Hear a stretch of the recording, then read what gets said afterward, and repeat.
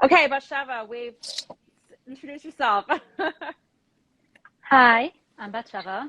Um, I was excited and a little bit apprehensive when Alex called me to see if I'd be willing to participate in this project. I'm not someone who necessarily likes to be out there in the public sphere. I am a lawyer by profession and, a couple of other things on the side, mother, most importantly. And yeah, I was really excited to be part of this project to help profile um, some of the people in our world. I think that sometimes the larger world doesn't really know who we are, and the larger world may have preconceived notions. And not just the larger world, but our fellow Jews who are not in our Orthodox world look sometimes upon the more religious as very different and as others and strange. And I was excited to be part of a project to show that we're not so different necessarily. But we do have differences that we can be proud of and showcase those as well. Not just to show that we can do what the others do, but actually some conscious choices of ways that we are different and are proud of it. So. Mm-hmm. Yeah, I mean, I think we can learn from each other and appreciate our differences, and we're not here to show like a certain type of Orthodox Jew. And I think there's part of this too is sort of like the universal stories and values that come out in both of your stories, and we're going to talk about that a little bit more. So we're someone who may not, may be here to learn more about Orthodox Jews and are, they might be interested in that, but we don't want it to be that they read your story and they're like, oh, she's from some other world that we can't relate to.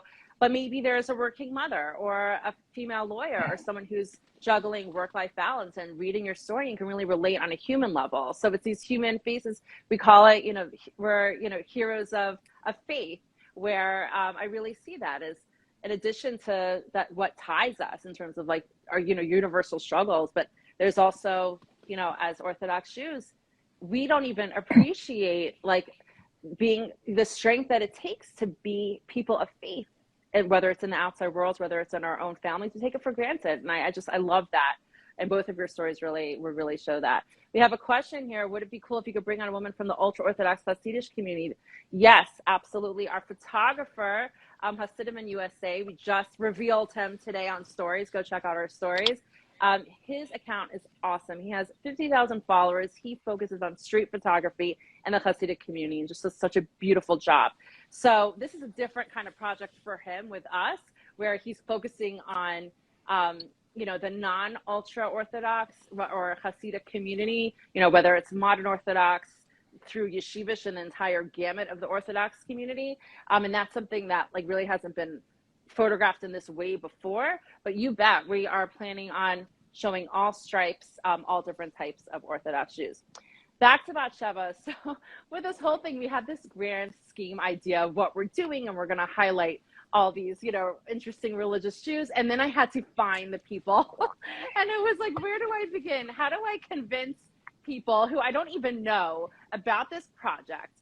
And yes, we're going to set a photographer, and you have to give up your time, and I have to interview you, and I'm going to write up a story. And by the way, how many WhatsApp messages you guys, like the community, you totally were guinea pigs and just sacrificing your time and your energy to be part of this. Batsheva, I'm going to shout out Rivka Ween Harris, who actually introduced me to you. So Baruch Hashem, it's been a great start. And back to some of the things that you were talking about before. I'm just curious, what you would say is like the main reason why you decided to get on board and be that guinea pig and be open to being photographed and telling your story now in front of just 800 people on Instagram, let alone all of our other social media platforms. So it really was, as I had touched on, sort of two prongs, the greater world and also our world. As far as the greater world, unfortunately, there seems to have been a trend, in the recent modern culture to really sort of pick on us. And in large part by way of people who have left our community and seem to have some sort of axe to grind and portray us unfavorably, but not just unfavorably, but untruthfully. And especially what resonated with me was a particular woman who did a particular show who really seemed to be from a remarkably similar background. And when I would read about some of this, I didn't see her show, but I had heard about it from people. And she's from a Beis Yaakov background. I'm from a Beis Yaakov background. And the claims that were coming out that, from a Beis Yaakov background and from a religious background, you can't get an education, you can't be a professional, you can't be athletic. There were one or two things that really hit me. You don't ride a bike, right? Yeah, on one of her shows, there was a piece where the daughter says, back in months you couldn't ride a bike. And I'm like, whoa, hang on 1 second. And there's your photograph of holding a bike over your head on our account. And I've done it with so many women. And it's funny because also you said that questioner mentioned Hasidic women. We've got women in that bike race from all over, from Muncie and from Lakewood and Hasidic and just, spanning the gamut of the world, including the more modern. And, and they actually, part of that race, which is a religious race for women, and they offer, let's say, sleeve length. Do you want full length? Do you want 3/4? Do you want cap sleeves?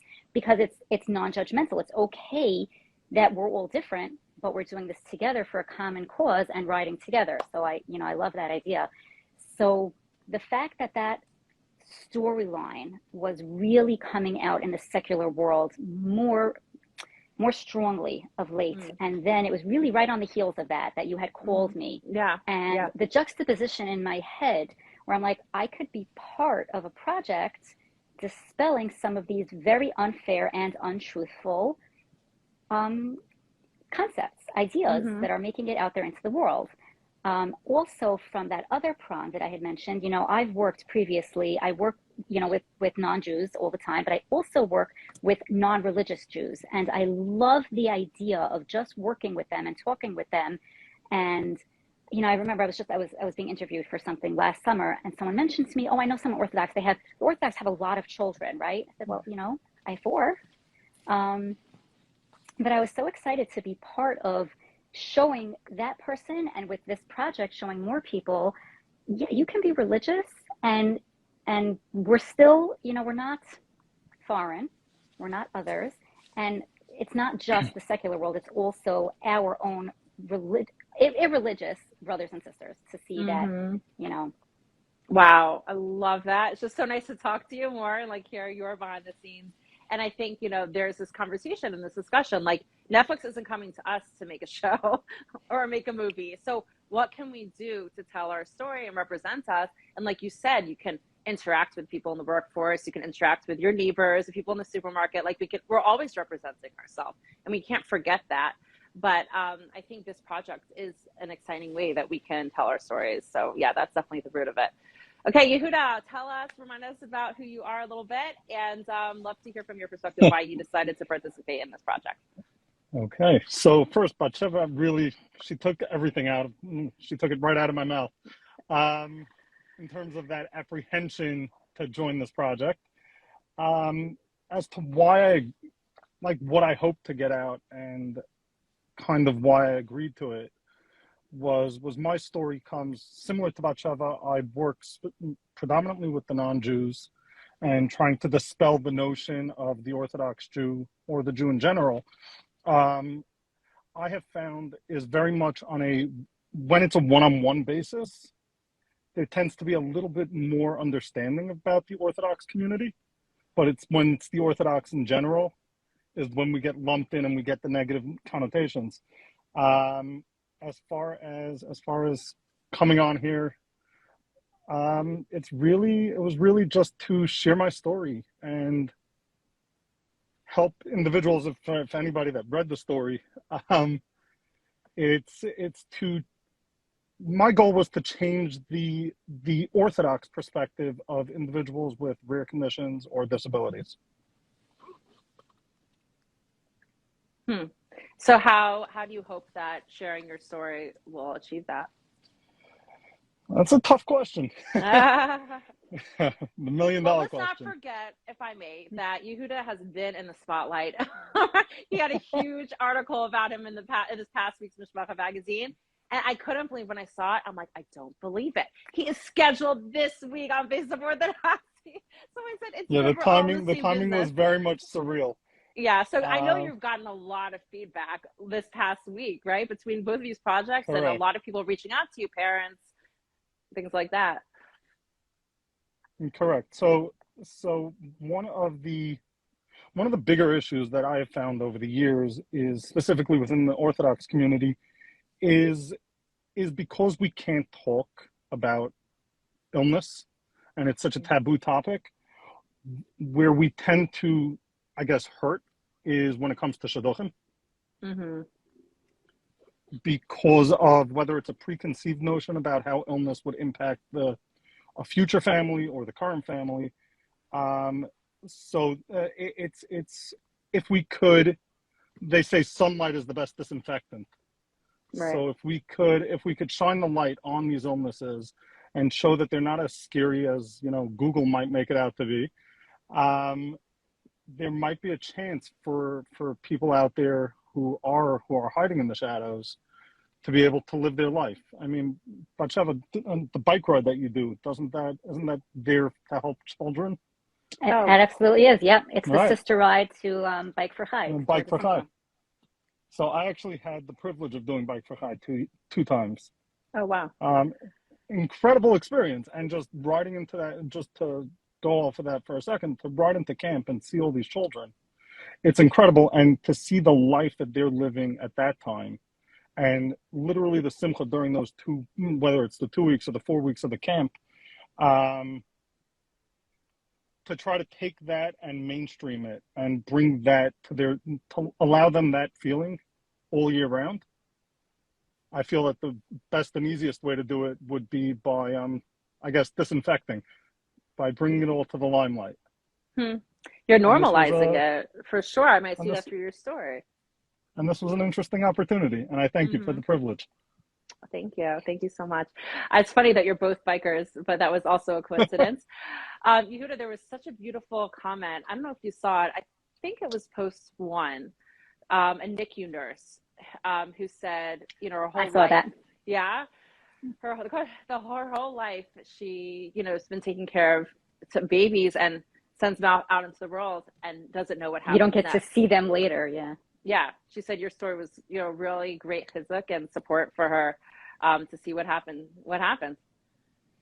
I actually didn't see that comment. Oh, go check it out. I'll go back and check it out.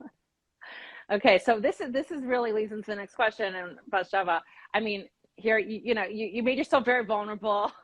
As I said, you had this photo shoot and you're sharing your story with me, and this through this interview and writing up the post and checking it and making sure you're all comfortable, and then boom, it's live, it's out there. Your posts have hundreds of likes, tons of comments. What has that experience been like for you? Yes, sharing your story and your vulnerability, and out there in the public. What has that experience been like?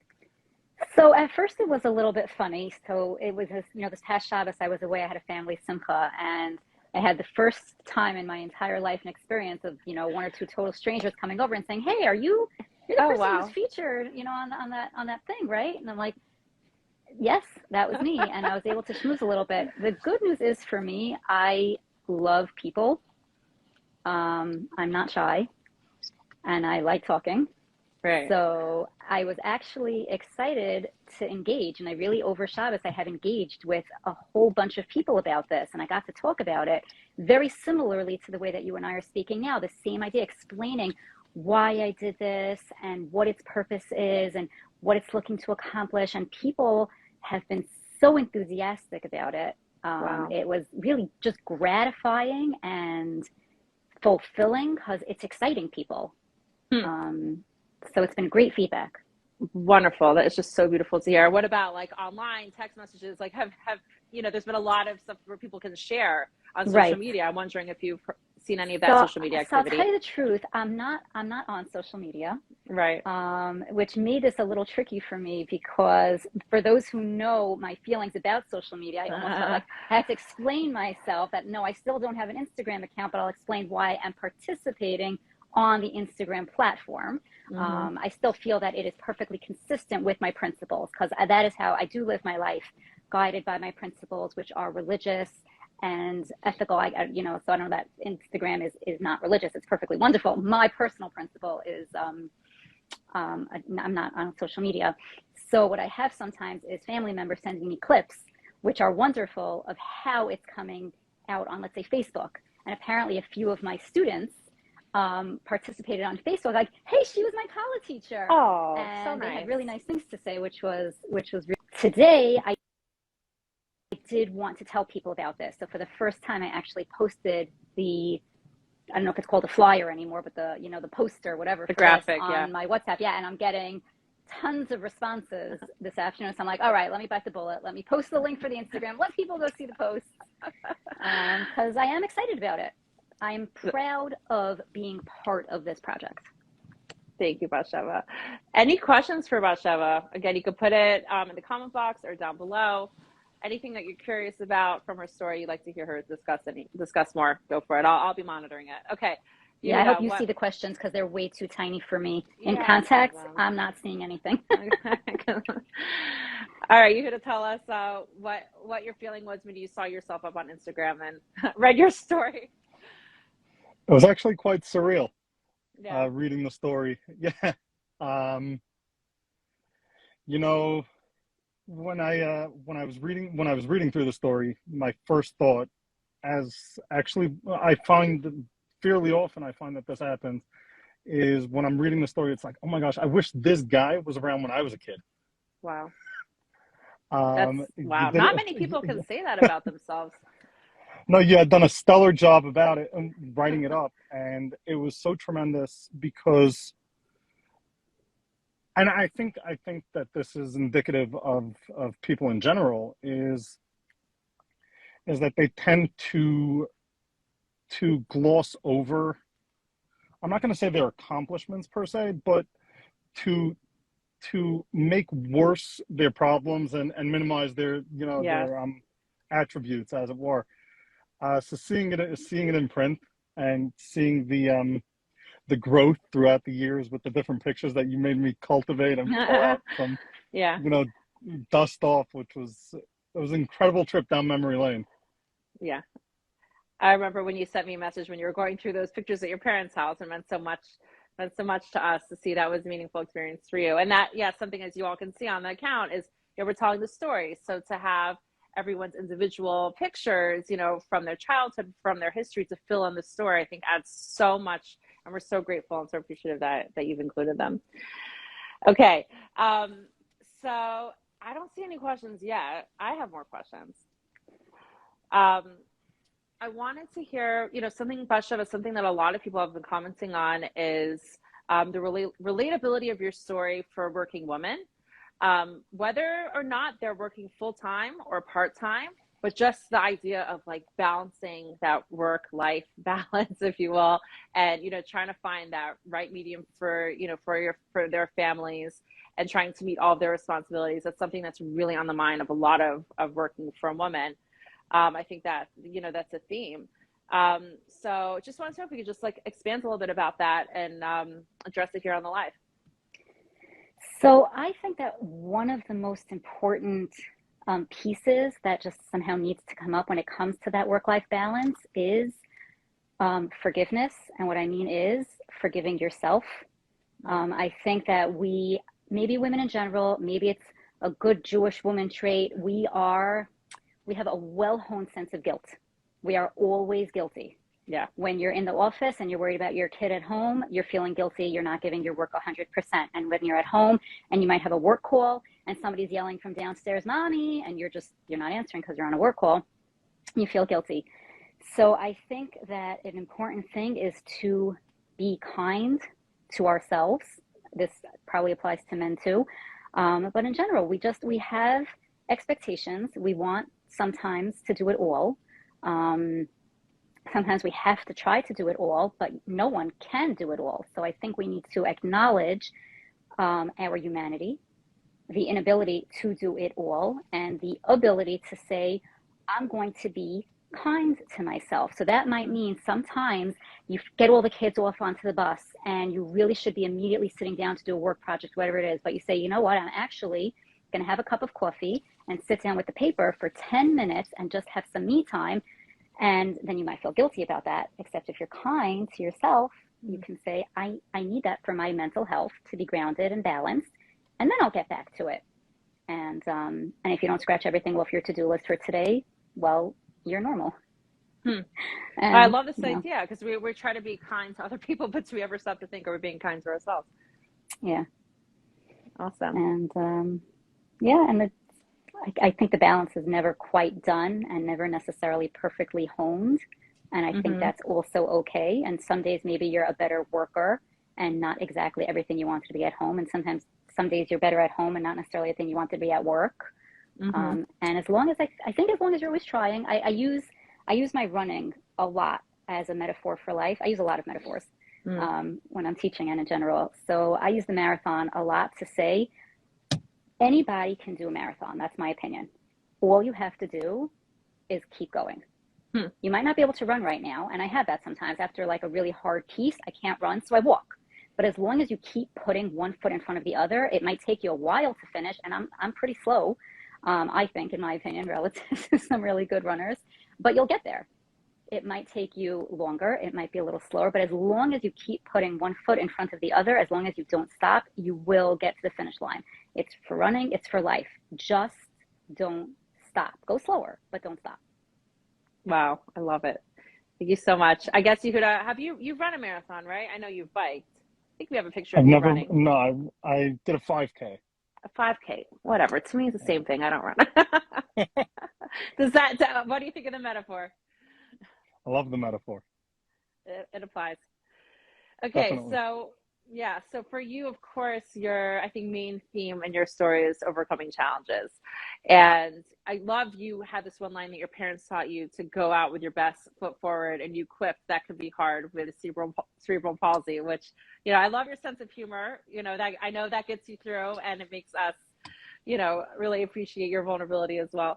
Um, Tell us, I'm the most curious about you is how you literally take lemons and you make lemonade. Like, I admire people who go through hardships, and maybe there are moments, and you alluded to that, that are very, very hard, and it's hard to get up and hard to do what you need to do. But the fact that you took this experience and took this, you know, um, I don't know, difficulty and challenge in your life, and you use it to help other people just boggles my mind. So can you talk about that a little bit? Well, actually came about by accident. Um, wasn't really my intention. This path in my life. Um, but making lemonade from lemons. I I mean, this never is would have thought Highway of of that Hope, right? analogy. I never This would is have your thought of that analogy. organization. This is You my never heard it? organization. Yeah, I mean, to me, No, that's I've what it's heard it. about. Yeah. Actually, the first time I heard it was actually through Alex's lemonade stand. Um, Yes, Look at literally, that. right? Literally, she was a little girl who used that money to pay for cancer treatment for a sibling, which Hmm. was incredible, and now it turned into a multi-million-dollar organization. But as far as lemonade from lemons, as far as finding the positive in life, uh, it is definitely the heavy dose of humor, and I guess this kind of correlates to that sentiment about the fact that I'm working so heavily with the non-Jews. If you could find the humor in it, if you could break the ice even a little bit, whether it's self-deprecating or not, um, I find has the tendency to really makes it much easier to see the roses, as it were. Just the funny story with me with non-Jews is I was at a conference once, and and a woman, it was a 3-day conference, and about a day and a half in, 2 days in, a woman comes over to me. She says, "Hi, Yehuda, are you a Hebrew?" I said, "Yeah." She's like, "Well, we learned in Bible study that Hebrews have horns." And Really? You actually had this? I I don't believe actually it. had it. I kid you not. I promise you. And I was so happy about it because she's like, I've been staring at you for the last 2 days and I don't see your horns. Oh my And gosh. I got so excited. I like closed my eyes. I'm like, Rabbanah Shalom, thank you so much for this. I turned to her and I showed her the 2 scars on either sides of my head where I had the brain surgeries. And I said, "Oh, I had them removed." This poor woman, she just ran away. It's a crazy story. So then what happens? Huh? What happens? So I went back there. I'm like, hello, we're at a rare disease conference. Like, hi, I have a rare condition, brain surgery and all that. She actually, we've stayed in touch periodically. She had a whole new outlook on Orthodoxy and Judaism specifically. It is, as you alluded to, it is very difficult to find the positive in the challenging times. Mm.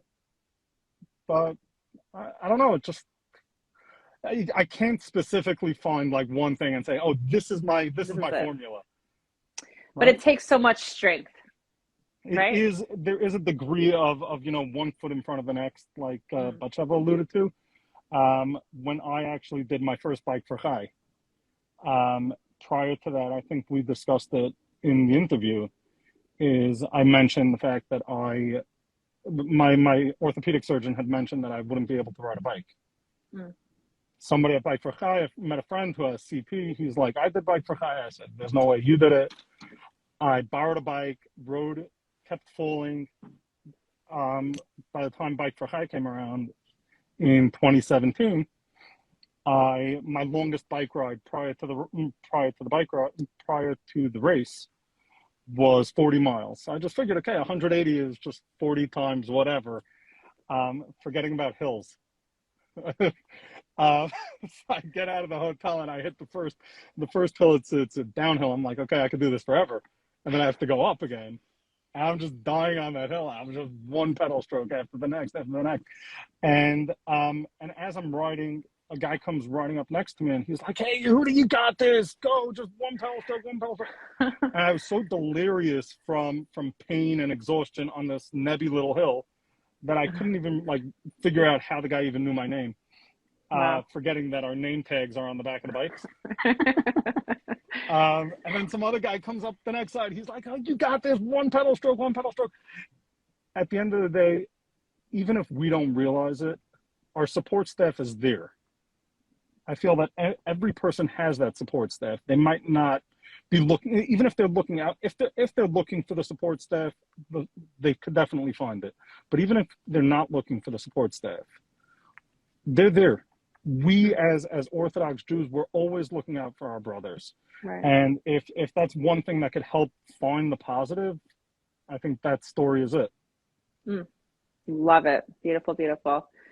Okay, so we're gonna end off our live with a great question that I saw, and neither of you had a chance to prepare this. So, but the question is, this is a classic and it's a goodie. If you could give your younger self one piece of advice, what would it be? And you can define younger as your teenage self, your 10-year-old self. What would you tell him or her? Okay, whoever wants to go first. Once you don't go to nursing school. Oh, don't go to nursing school. Why not? Go to law school instead, right, Batsheva? Exactly. I think they're all good options. What would I tell my younger self? I know, I don't even know how to answer that question. I don't know. I know. keep thinking, just keep doing what you're doing. You're going to be happy. Right. So, I mean, one thing that I guess I would tell my younger self the things that I tell my kids, right? Because those are the things that I think are important in life. And I have a few of my, like, that I've drilled down to my, if I have to sum up life in a few words, what would it be? And one of the lines I always tell them is, to be happy, you have to want to be happy. So like, what does that mean? Like, everybody wants to be happy. Of course I want to be happy. That's easy. No, it's a choice, and it's not always an easy choice. But if you want to be happy, you have to choose to be happy. Like, even though there's going to be lots of stuff, and it's funny because I was very public in this whole post, but of course nothing's going to cover everything. And everyone's going to have something going on at some point or another. And you can still choose to be happy. So that's one of the lines. And another line I always tell my kids is, happiness is the flip side of gratitude and appreciation. When you think about all the good that you have, you can't help but be happy because there's so much to be grateful for, and there's so much to be appreciative for, and there's no room left for being unhappy. Mm-hmm. So I just love that you chose things that you teach your own children. That's really beautiful. And happiness also, like, it takes effort. Sometimes we need to actually work at that. Yeah. Like you said, making choices and things like that. Okay, Yehuda, are you going to go with your nursing school answer? Well, if I would have gone with my nursing school answer, I wouldn't be here today. That's right. That Great really part of the was the story. impetus for the Could you just remind us how that quote unquote failure brought you really to the work that you're doing today? what do you mean by that? Meaning, Remind everybody the right? story, or Yeah, tell us the story. yes, I was in nursing school. I figured that was going to be my way of giving back to the medical community. At the time, I had whatever number of surgeries, and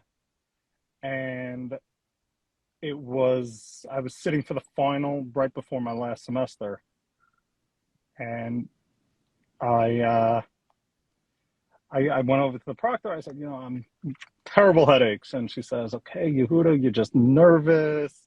It's okay." She's talking to me like I was a 7-year-old. She's like, "It's okay. Just take a walk around the school, take a drink. You're gonna be fine. You're gonna do great, right? Don't worry, you got this." I took the final. I needed a certain grade to pass. I ended up getting way below that, and they kicked me from the program. Well, a day and a half or 2 days later, I was rushed in for emergency surgery. So they let me, out of the goodness of their heart, pun intended. They actually, we fought for it, but they let us back. They let me back in the following year to retake the whole semester. And as luck would have it, I had a repeat this time a little bit before the final. More or less got the same exact grade, and I was kicked from the program. I was devastated, understandably so, and started researching if my condition was classified as a disability under Americans with Disabilities Act. It was at that point that I found the organization that I ended up working for a couple of years, which made me start my own organization. From being kicked out of nursing school. Incredible story. Thanks for admitting that, by the way, to the public also. And the irony of it is that I now speak at nursing schools. Oh, wow.